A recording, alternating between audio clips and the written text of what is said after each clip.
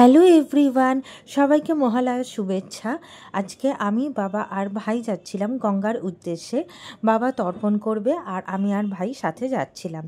তো আমার ভাই প্রতি বছর বাবার সাথে গেলেও আমি অনেক বছর পর আমি আবার এই মহালয়াতে গঙ্গাতে যাচ্ছি। ছোটোবেলায় আমরা চারজনেই আমরা গঙ্গায় যেতাম আর বাবা তর্পণ করতো। আমরা অনেকক্ষণ ওয়েট করতাম, দেন ওখান থেকে আসতাম। খুব বৃষ্টি পড়তো, আসার সময় কচুরির দোকানে কচুরি খেয়ে বাড়ি আসতাম। কিন্তু এখন অনেক বছর আমি যেতে পারিনি। আর গত 2 বছর আমি কর্পোরেট স্লেভারি থেকে মুক্তি থাকলেও বাট আমার হেলথ একদমই সাপোর্টিভ ছিল না। তো 2 বছরই পুজোর সময়তেই হেলথটা খুব বাজে ছিল, তো সেই জন্য আমি যেতে পারিনি। বাট এবছর আমি একদম ঠিক করে রেখেছিলাম যাব, অ্যান্ড ফাইনালি গেছিলাম। তো আমরা গেছিলাম হাওড়া রামকৃষ্ণপুরের গঙ্গার ঘাটে। এখানে বাবা আর তর্পণে নেমে গেছিলো, ভাই সাথে ছিল আর আমি বসে গেছিলাম একটা বসার জায়গায়, যেখানে অনেকে বসেছিল গঙ্গার ধারেই গাছের তলায়। একটা স্ল্যাব ছিল সেখানে। আর এখানে সুন্দর সুন্দর লঞ্চ যাচ্ছিল। যখনই লঞ্চ যাচ্ছিল তখনই আমি ভিডিও করছিলাম, কারণ খুব ভালো লাগছিল। এত সুন্দর পরিষ্কার গঙ্গা আমি দেখিনি। গঙ্গা অনেকবার দেখলেও, মানে চন্দননগরের গঙ্গা দেখেছি, শ্রীরামপুরের গঙ্গা দেখেছি, কিন্তু আমাদের হাওড়াতে এত সুন্দর যে গঙ্গার ঘাট আছে সেটা আমি আগে, মানে রিসেন্টলি দেখিনি। অনেক আগে একবার এসেছিলাম, বাট রিসেন্টলি একেবারেই দেখিনি।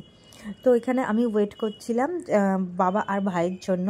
আর এখানকার পরিবেশ খুবই ভালো ছিল, খুবই ওমেনদের জন্য খুবই সেফ ছিল। আর এখানে বাবা তর্পণ করে এখন উঠে আসছিল, সাথে ভাই ছিল। আর এখানে সমস্ত পুলিশ ছিল, মহিলা পুলিশ প্রচুর ছিল, আর এমনিতেও পুলিশ প্রচুর ছিল। পুরো গোটা জায়গাটা পুলিশ দিয়ে ঘেরা ছিল এবং খুব ভালো এনভায়রনমেন্ট ছিল। তো এখানে বোতলে খাবার জল নিয়ে গেছিলাম, তো ওটা আমি আর ভাই দুজনে মিলে খেয়ে নিলাম। দেন ওই বোতলটাতে ভাই গঙ্গার জল ভরে নিল। আগে আমাদের হাওড়াতে শিবপুর গঙ্গাঘাট ছিল, ওখানে আমরা প্রায়ই জল ভরতো, মানে ভাই যেত এবং জল ভরে আনতো, কিন্তু ওই ঘাটটা একদমই ভেঙে নষ্ট হয়ে গেছে। তো সেই জন্য এখান থেকে আমরা আজকে জলটা ভরে নিলাম। আর খুবই ভালো লাগছিল। এখন গঙ্গায় জোয়ার আসছিল। গঙ্গার জোয়ার আমি অনেক আগে ছোটোবেলায় দেখেছিলাম, সেভাবে দেখিনি। তো আমি সমুদ্রটাই দেখি দীঘায় গেলে, কিন্তু গঙ্গা একেবারেই দেখা হয় না, এত সামনে আমাদের গঙ্গা।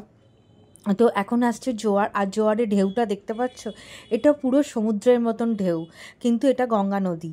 আমাদের হাওড়া রামকৃষ্ণপুরের গঙ্গা নদীতে এইরকম জোয়ারের সময় ঢেউ আসছে, যেটা খুবই অদ্ভুত লাগছিল আমার। এই প্রথম আমি গঙ্গায় এরকম ঢেউ দেখলাম। মানে আমি যদি কেমনকে ছবি দেখালে আমি বিশ্বাসও করতাম না যে এটা গঙ্গা বলে, আমি ভাবতাম হয়তো লিটারালি এটা সমুদ্রের ঢেউ।